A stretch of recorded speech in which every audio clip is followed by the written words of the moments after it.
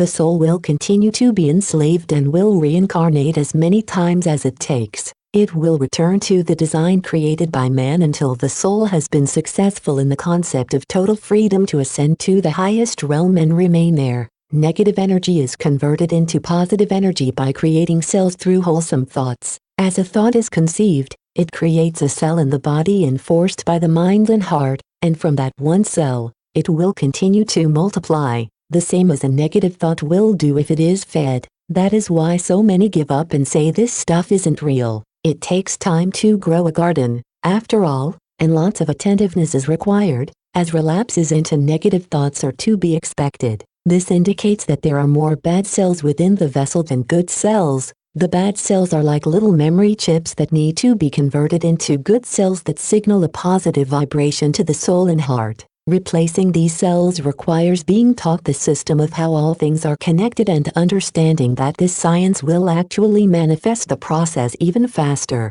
It strengthens the good cells to reproduce at a much faster rate, further reinforcing the other good cells. Once the soul has built up enough good cells, the good cells begin to either convert or push out the bad ones through body fluids. This purifies the immune system by converting and overpowering the bad cells, creating a whole new reality. How do I know this? A very brilliant scientist discovered the cells, their environment, and the laws that govern them. The brilliant scientist of our time is Bruce Lipton. His knowledge of cells further helped me understand how the mind, energy, and body interact with each other and the energy outside our vessels, which is the environment. This concept teaches that once the body has exchanged all bad cells for good love cells, disease, fear, or lack cannot exist. In an illuminated, harmonious body, the immune system is way too powerful and rejects the bad cells even faster. How the current environment and the system of reality created by man holds the key to our ignorance is reason enough to band together and stand united to forever end this system of darkness.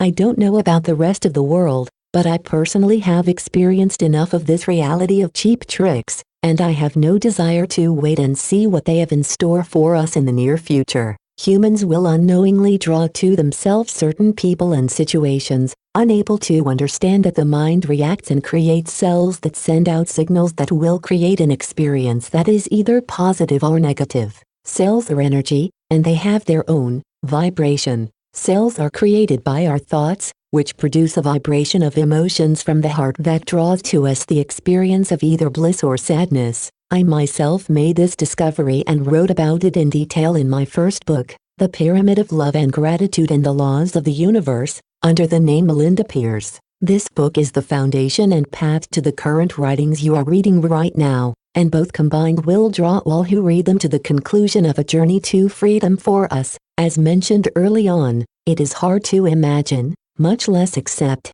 that our minds are responsible for everything we experience, good or bad. Once an emotion is given energy and sent out to the ether or cosmos, whether it is good or bad, that energy creates a vibration. That vibration reacts in such a way that it instantly summons the manifestation of that thought in physical form to us. I realize many have their own desires and wants and really don't consider others when seeking these desires. How does one change a reality of doom and suffering by creating new cells? What causes lack and suffering in the first place? Who benefits from this type of reality, and what measures do they go through to keep it in place? How could cells in the body be connected to the solar system and the environment outside our vessels? How does a mind become independent, able to think clearly and understand the concept of cause and effect once all receptors are open and fully engaged and used? Staying connected to the invisible energy around us at all times, the free will allows us to connect to this energy and enables the soul to make a choice. Our vibration and state of mind draw to us both negative and positive energy, and that must be balanced to grasp all of what you are reading right now. It has been a rule of thumb to settle for doom in this society, as it seems to have the most power and is easiest to accept. The falsely perpetuated agents in power do seem to be in control when the mind is lacking the truth of what it is supposed to know and how it is meant to help go, create by means of existing in a reality free from fear of mental or even physical enslavement. It is because of the enormous number of bad cells in the body that it is sending the signal of lack and doom. as it has become a program purposely planted to oppress the soul as a result of how the environment is designed to instill fear and lack and its overall effect on the mind. Once the reality of superior knowledge is acknowledged, new cells will be created, and the more this is reinforced, the more it will eventually yield superior knowledge. This concept will then be better understood. The cells are reproducing at a much faster rate, and it will be felt through the mind and the emotions. It has been realized that the material world has played a huge part in influencing how we exercise our free will. It has been demonstrated that harboring wealth was previously acknowledged as the highest power we can achieve. This is only half the truth, and the counterpart of the highest power of who we are resides in the unseen invisible energy that is just waiting to be called upon at any given moment. It seems lack is called upon the most in this current reality, as that is how we have been trained to exist under such illusions. Sadness, worry, and fear are the dark emotions that send the signals required to keep the current reality we exist in relevant. Chapter 5: The Power of the Mind and its Soul. In the last chapter, I explained the importance of the free will, along with how the cells are used to manipulate thoughts and feelings into the creation of tangible things. I will further explain how the free will is the invisible sensor to the mind and the soul. The free will enables the mind to think and create by the vibrations of our desires. Our emotions are closely connected to all we do and experience.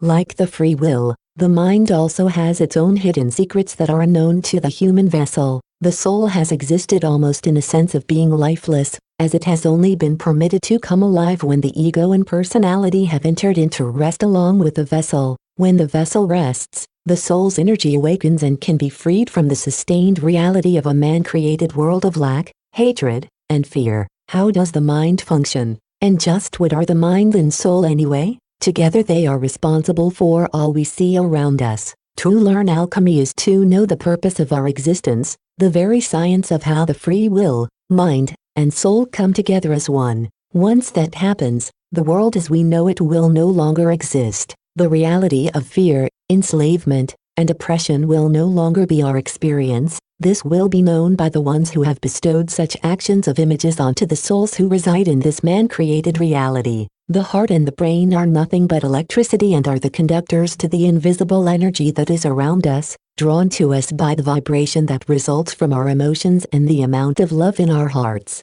The concept of love and its connection to this invisible energy will remain even after the vessel has run its course in each reincarnated individual. I have had visions of the brain and the traveling electricity that is connected to the higher realm of this reality. To know the science of what we are is imperative to seeking the truth and accepting it. The energy of the mind is in a realm by itself. To visualize the finished product or action is to be a co-creator of our own reality and destiny. There are numerous levels that must be understood to their full completeness. To miss one important detail is to miss the whole picture. The mind has the ability to create anything the spirit can possibly desire, and there are no limits whatsoever. The desire, intent, and emotion of what the heart, spirit, and mind send out into this reality is then sent out into the cosmos and the higher realm so the universe can deliver. From that, the energy from thought that was sent via the mind and the emotions of the heart pulls the following from the invisible realm of energy,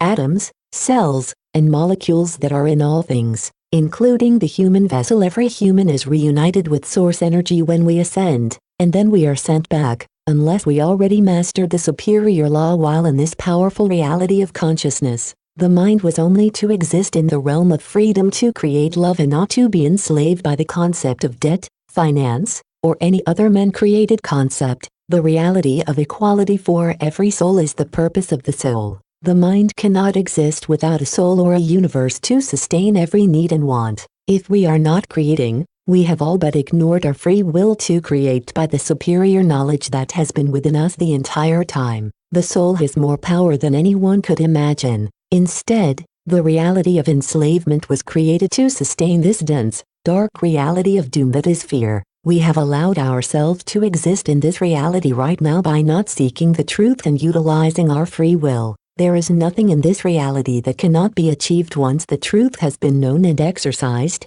To realize that all things are created by all minds, not just a few. The current reality of all humans is to be in love with material things, not realizing that the things we give so much love to don't have the ability to love any of us in return. Love is invisible energy, and we have mistakenly used material things to express love to each other. This was a huge mistake on our part. The only way to learn all we are to know is to understand the love we have for each soul, no matter what vessel any soul resides in at any given time. The energy of all vessels is the exact same. The difference is the knowledge that exists in the cells of a particular soul. There are two types of knowledge. One is man-created social economics for the current standards of living, and the other is the natural laws of our universe. One is real, and the other is implied or taught. Only one holds the highest knowledge encrypted in both the soul and DNA that is connected to the invisible energy that is not only within us but also is in all things around us. The other holds limited knowledge that relies on fear and lack to survive. Because of the free will not being used properly, this man-created reality has been allowed to survive for millennia. To know the laws of this universe is to tap into the higher realm and rise above what we have been taught. We must realize that this planet can never be owned, and all its material, whether bought, stolen, or created, will never leave this reality. Just like the game of Monopoly, eventually it ends, and all the pieces are placed back in the box until more players come along and continue the very same concept of reality. I have spent much of my time looking to the higher realm and expanding my mind for answers, and by golly, I have received every one of them. This is precisely why I am sharing this, not for monetary gain but because it is my soul's purpose for existing in this current consciousness, not to mention it is the godly thing to do. Every soul has the right to seek its own answer, no matter how weird this all may seem. The one good thing to know once the purpose is achieved is that every individual life form upon exiting this reality ascends with complete knowledge. This means each one mastered the three most important concepts of our existence, which, again, are the science of creation, the preservation of creation itself, and wealth of love. In the end, it will become obvious to each of us that we had the power the entire time, and we allowed ourselves to be used like mindless puppets. Knowing the energy of the soul, heart and mind and its ability to send out to the cosmos a thought or idea, which, like a boomerang, returns with the action or the tangible items, is magic of the three. Learning how to use science to understand how the mind is responsible for all we experience is the most important understanding we could ever gain for ourselves and those around us. Chapter 6: The Three Elements of Enlightenment. The science of the three elements of energy, matter, and knowledge all comes from our creative minds, which are complete with the correct knowledge necessary to exist as one and bring the invisible reality and the reality of our material world together. In a full reality of superior stealth knowledge and wealth, one absolutely could not exist without the other. The vibration of the energy is the main factor in the creation process to acknowledge in the present moment at all times. It is this powerful ability to be in a vibration of power in the present moment that the force reacts to our vibration and command. To see any and all things in the present is to create by the power of knowing by experience. Once the reality of not only the mind but the soul as well becomes known, the result will be on its way within seconds to minutes. The reality man relies on is the concept and illusion of the material world and the concept of fear. The idea of material things has replaced and compromised the natural reality of superior knowledge and power and the ability to create from just a thought. Our ability to use our free will in conjunction with the creative part of the brain-mind has been forsaken and replaced by a reality that has enslaved every soul on this globe. One cannot put a price tag of illusion on the concept and reality of superior knowledge and love and the power connected to the elements mentioned above. Together they create a formula that withstands the influence of the material reality. Once it is understood and mastered, a sound mind will not be attracted to something that is not real. The most important realization is the science of how all material things come to be in our reality. Knowledge is not supposed to be used to turn us against one another or to separate us from the love of each other. The material things are constant existence in this plane and will always remain, even once we have